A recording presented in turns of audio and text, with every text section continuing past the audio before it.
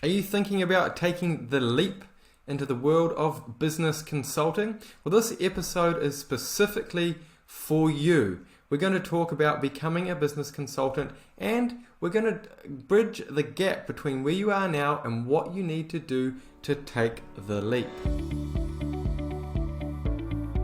Welcome to Everything Business Consulting. Whether you are or you want to become a successful and high-earning business consultant, coach, or advisor, this show is dedicated to help you. Here are our hosts, David Thexton and Julius Bloom. Welcome to episode 69. This has been inspired by the large number of people who want to get in the profession of business consulting but haven't got a plan on how to do it and are looking for some direction, a boost in confidence, or the age-old fallacy, David, waiting for the right time. What is the subject we are broaching today, David? We're going to be looking at transitioning into business consulting, and everybody comes from somewhere different, obviously, and we're going to talk about relevance to employment. We're going to talk about whether you're coming from self-employment, you might be running your own business and you want to be a consultant. The main thing is that you're wanting to leave wherever you are now and move into business consulting, coaching or advisory services. Why are we doing this show, you might be wondering? Well, we have had a huge number of requests and also conversations with people wanting to join us in some capacity, just wanting to know more really about becoming a business consultant, a coach or advisor. But there is a lot of misinformation and misunderstanding on exactly how to do it. Now, if this sounds like you, make sure you listen to the entire episode, but also note that we'll be giving you our free transitioning guide at the end of this episode. We're going to cover a few points today. The main points we're going to cover are: what is a transition? What are the main things to consider in this transition process? And finally, the 3 different methods of transition we typically see. So David, do you want to take it up a notch and tell us what is a transition? Well, a transition is the process, or it's a period of changing when you're going from one state or condition to another. For example, you might be coming from anything really, from being employed, self-employed, owning a business, working in corporate, on and on it goes, working for a salary, all of those sorts of things. But in this instance, we're talking about changing your current situation of employment to become a successful business consultant. I want to dive in then to the 6 main things to consider and that need preparation when thinking about considering business consulting. The first point, David, is to prepare. What do you need to prepare? Well, you need some assets basically, and luckily most people have got these assets, like a computer, laptop computer or notebook computer, whatever you call them, a printer, a mobile phone or a house phone, and sometimes a car. Those are the assets, and everybody we come across has already got those. Now, the next thing in this list of things to prepare is marketing. So consider how you're going to brand yourself both offline and online. These are things like logos, getting some business cards sorted out, brochures, sign writing on your car perhaps. If we move to an online example, you probably will want to consider having a website, which is going to be quite basic for most people, almost like an online brochure, just to give you a bit of presence so you can be found if someone was to Google you. Now, talking about Google My Business and the free listings you can get through them also give you a very powerful way of showing that you are a local business and in existence. This is kind of like the link between Google and your website, or you can even use the free websites that Google My Business provide. Now, the main part of Google My Business that I really like is its ability to have reviews. So just think about this. If you walked in the door as a new or an established consultant, and someone was to Google your business, Thexton Consulting for instance, David, they looked that up online and you had 10 5-star reviews raving about how good you were. Now, there are lots of strategies around this and I'm not going to go into them in great depth, but if you're just starting out and planning your assault on business consulting, you can look to get reviews and testimonials from people that you've worked with in the past in other capacities that aren't exactly business consulting. They might be associates, family members, friends you might have given business advice to or worked with them in some sort of professional way, and all you're looking for them is a 5-star review and saying that David is a good guy and he knows a lot about business. He'd be great to work with. And if you've got 5 or 10 of them, that already gets you off on a really powerful foot. Now, the next thing when it comes to marketing is having a professional and clean looking LinkedIn, and the same with your Facebook profile. What you want on a Facebook profile is, if someone was to look you up, is that they see that you look respectable and professional. We don't want someone looking you up and finding that you go out partying every single weekend and that kind of thing. That's just not really a good professional look if you want to be in this sort of profession. What is number 3 on our list, David? Well, you need some tools, Julius, and you need to consider the tools that you need, and you need to be familiar with them. At the minimum, how people normally start off, they need an invoicing tool. Just a simple one, like you need to be able to invoice your clients, and it needs to look professional, it needs to work properly, and all the rest of it.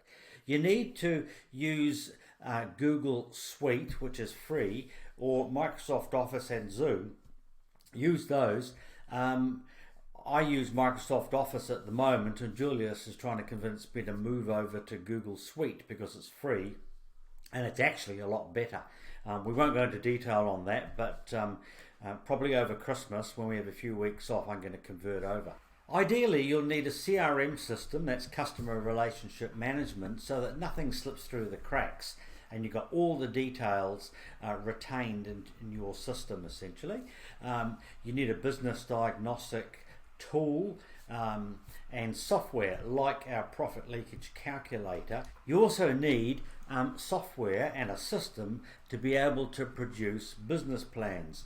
And part of that, after you've got the business plan, is to be able to manage the tasks that are delegated out to the management team of the client's business. And the final thing that you need is a management reporting tool and software where you can report very accurately on a monthly basis as to where the business is going, what results it's had in the past, and to measure those up against the forward forecast in the future.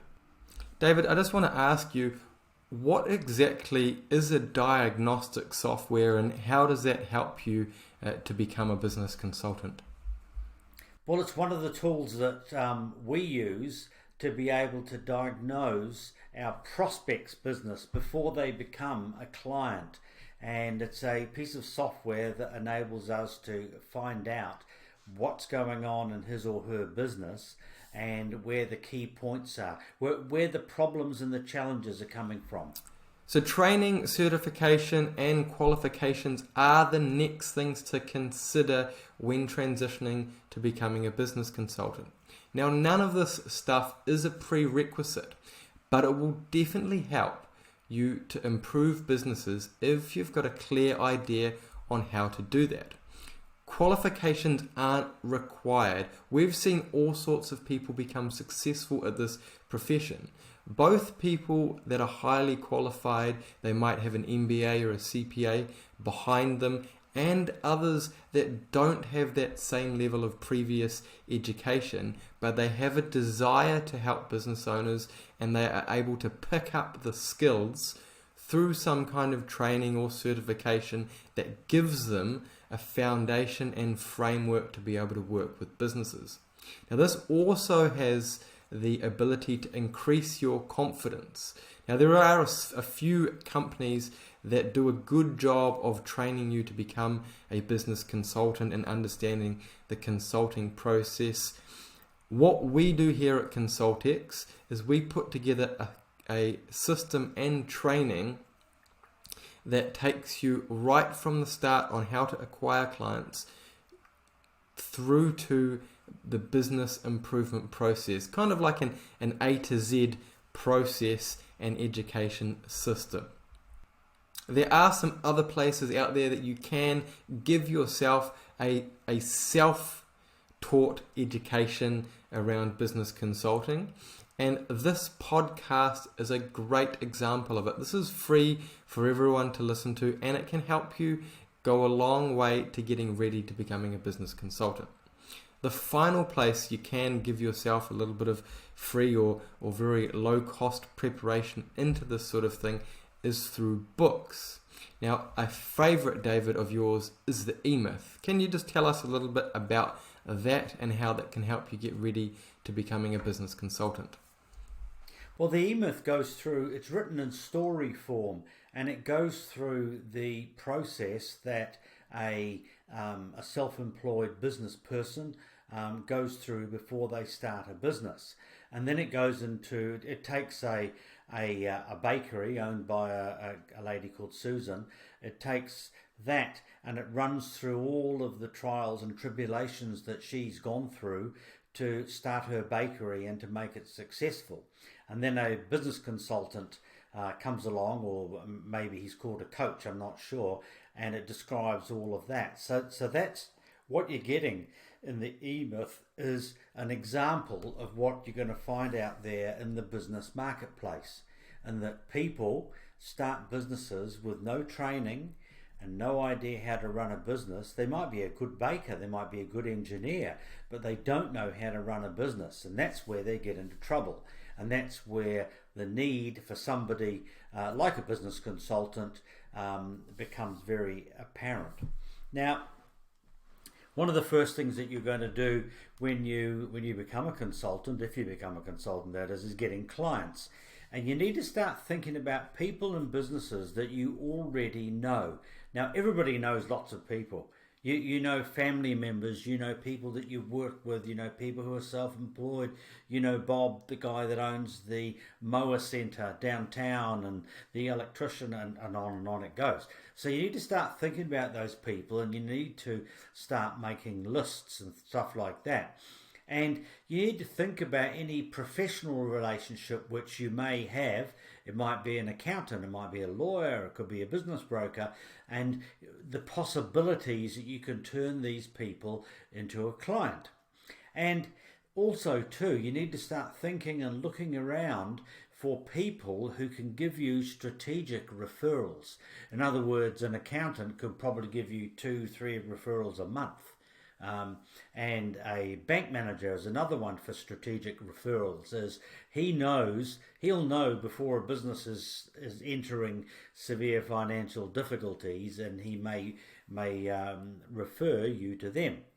There are other types of people that we call them affiliates, and I just mentioned an accountant and a broker. There's also mergers and acquisition specialists, all sorts of people who are working with businesses who can give you that referral. Could be insurance, could be a supplier, could all sorts of people. So you also need to think about what other strategies are you going to use beyond the ones that we've just spoken about. And that is another one. One of the best ones that I found was networking and associations, business associations and networking groups. And I joined 2, and I tell you what, it was like having a pot full of money. There were so many people in the networking groups that I belonged to, in the associations, that I found myself swimming around in a swimming pool of very, very good prospects. I found them easy to approach because I was a member of the network or the association, and I did keynote speeches to them. 3 or 4 that I did, I got to the bottom of the stairs on the stage, and they were waiting for me down the bottom with their business cards. And one networking group that I belonged to, I was given the job as sitting at the guest table, because every month they would get probably 10 guests would come along, and then I'd sit down and I'd say to them, "Tell me, tell me, what challenges are you having with your business today? And then they would pour their heart out on the table, and I would take the notes down. And I would find that out of those 10, there was probably 2 or 3 that I could offer my specialisation to. There's also things like lead lists, buying or creating your own, and using email to send out newsletters and things like that to them. That's very, very handy as well. And then there's online marketing. Julius, you're a bit of an expert on that. Yep, you can use online marketing as a great place to start reaching out and gaining a bit of presence in the marketplace. There's obviously tools like Facebook and LinkedIn, which we've already discussed setting up, but you can start to do things like on these platforms, connecting with the types of people that would make good leads. Maybe you want to work in a tight business area and you want to start connecting with all of the people that would belong to a particular group or in a particular a particular industrial area that you want to start approaching. So they start to become familiar with you and see you before you've even actually started as a business consultant. So it's like a very soft way to start getting in front of them, and then over time you're able to start the conversation and introduce yourself as time goes on. If you want to know more about client acquisition, we do have a very particular episode that dives quite deep into that, and that is episode 14 of Everything Business Consulting, which you'll be able to listen to on whatever platform you're listening or watching us right now. Now, the 6th point to consider is the situation that you're currently in. Will your current employer allow you to transition from where you are now to business consulting? You're not going into competition with them in most cases. You're taking the skills you've learned and you're combining that with the skills you're picking up as a business consultant and teaching yourself, and you're starting out fresh. So in a lot of cases, your previous employer or your current employer will allow you to do some kind of transition and hand over your role to your replacement. And what this does is it makes it a lot easier for your boss or your current employer to have less effect on their business, and it gives you the ability to very gently become a business consultant. We're going to dive into this in greater detail shortly. Why are you transitioning versus going full-time immediately is a question you should ask yourself.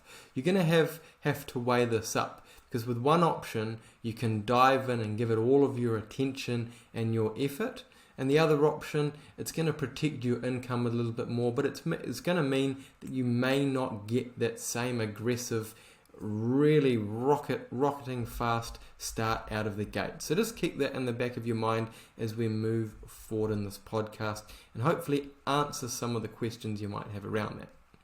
Now, the last couple of questions to consider and ask yourself is, how long is your ideal transition? Is it going to be really quick? Will your employer allow it to be really quick, or do they want to drag it out so they can wring every last little bit out of you? And does that suit your situation? Now, finally, will your current employer or the business you're currently working in, or perhaps you even own it, maybe you're selling it, is it possible that they could become a client? And we've seen this a few times in the network, haven't we, David, where the employer that you used to work with, or even the business that you've previously owned and sold, actually becomes one of your first clients. Yes, that can happen. That's very common.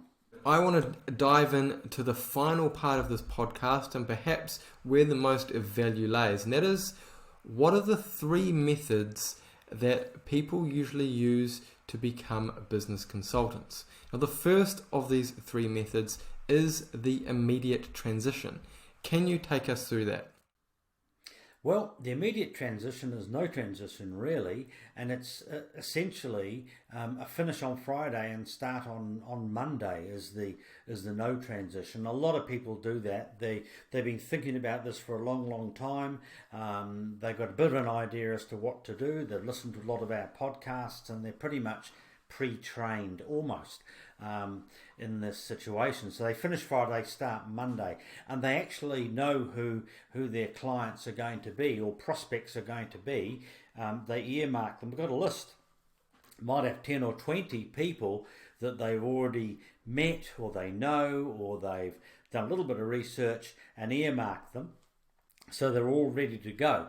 And the other important thing is they feel they need to have money saved to allow them to do this, because these people are going to be, these people tend to, if you finish Friday and start Monday, then the income stops. But they might get a big payout, they might have a lot of savings, any of these things. So the last part of this is they might be made redundant, like there's stuff's going on all over the world. People who have been with companies for 5, 10, 15 years are being made redundant, and they get given obviously a redundancy payment, and they feel that will hold them over until their consulting income comes in. Now the second method is the prepared transition. Do you want to take us through that, David? Sure. Well, some people we've found, probably about 30%ish, maybe 40, they typically do their training and do their research and do their setup after hours. So they keep on working for their existing employer for a while, and just so they can get a level of comfort, they work on the weekends and they work after hours. And then they're basically, because they've done all their training and done everything they need to do, they are ready to get started and have a pretty swift launch. They set up they do their training, of course, with ConsultX. They set up their business cards, brochures, and marketing, all after hours, and then they become a business consultant. Now, what that does is, as I've said a couple of times, is that you've saved probably 2 or 3 weeks by taking your time in this prepared transition. So the prepared transition is a little bit slower, but it also allows you to hit the ground running. Now the final one that we have to consider, David, is the long-term transition. Yes, what these people do, and they're probably 20-25% or so, and it actually differs slightly from country to country, but the idea is to slowly transition over a period of time from your current situation to become a business consultant. So what you're doing is you're trying to protect your income. We've all got mortgages, we've all got all those sorts of bills and phone bills and power and so on, food, clothing. So some people want to, they're a little bit risk averse and they want to do it over a longer period of time. And some people negotiate with their employer, because if you tell your employer, I'm leaving, he's going to be really upset. And if you then say, I'm going to become a business consultant helping small businesses to improve their profit growth and value, then you're essentially putting yourself in a position to work with your employer and work with the new replacement for you and still get paid. So you train your replacement. Normally people give a month's notice, and it's very hard. It's very hard on the employer. Sometimes he can't find a replacement. It might take 2 months. So with you offering to train the new person, then this is pretty darn good. So you start running your hours of work down over the coming 1 or 2 months and still getting paid. And that would really, really be a good thing for your employer. He'd support you. And of course, don't forget that if you've done this and he can see what you're doing, as we mentioned earlier, it could be a pretty good way for you to open the door to you becoming his business consultant after you've finished 100%. The main thing here, David, is that there are 3 options, and as a business consultant or someone who's becoming a business consultant, you need to figure out the transition method that suits you the best. To help the listeners of this podcast do that, we've got a free downloadable guide and a video on transitioning. Now this is available on our website, and it will walk you through the plan, right from defining your consulting goals at the start, and then it will look at the times and the strategies to get you from where you are now to becoming a successful business consultant. You can find this guide at ConsultX.com/transition. That's ConsultX.com/transition. There were 3 key ways to transition into this fabulous profession. David, can you just remind us what they were? Yeah, absolutely. Immediate transition, in other words, jump into it, finish on Friday, start on Monday. Most people do that with maybe a little bit of pre-work being done. The second one is prepared transition, where you prepare yourself, you do your training, you make lists of prospects and things like that, and you're preparing yourself, and then you jump. And then, of course, long-term transition, which is slowly move from where you are now to where you want to get to. It might be 1 or 2 months. You might be working with your employer. You might be training the replacement for you. But what it does do is it protects your income right until you're actually consulting and you're earning consulting fees. So there are a few things to think about before you start, as we've discussed in this podcast. Now, working through these slowly and having a bit of a plan can be important to your success. We have tried to make this process as simple as possible by offering you that free transition guide, which again you can find on our website, ConsultX.com/transition. For all of the show notes on this episode, please visit ConsultX.com/episodes/69, and don't forget that we do have that transition available. And don't forget, we do have that transition guide available to help you get started. Please leave a review on your favorite listening platform, as it really helps us to reach more people and hopefully help them transition as well. Finally, don't forget to reach out to ConsultX on social media, YouTube, or through our website to request a topic or have your business consulting questions answered. You've been listening to Everything Business Consulting with David Thexton and Julius Bloom. Everything Business Consulting is brought to you by ConsultX, a complete training, software, and community for business consultants, coaches, and advisors. ConsultX guides you through the entire process to success. To find out more, visit ConsultX.com.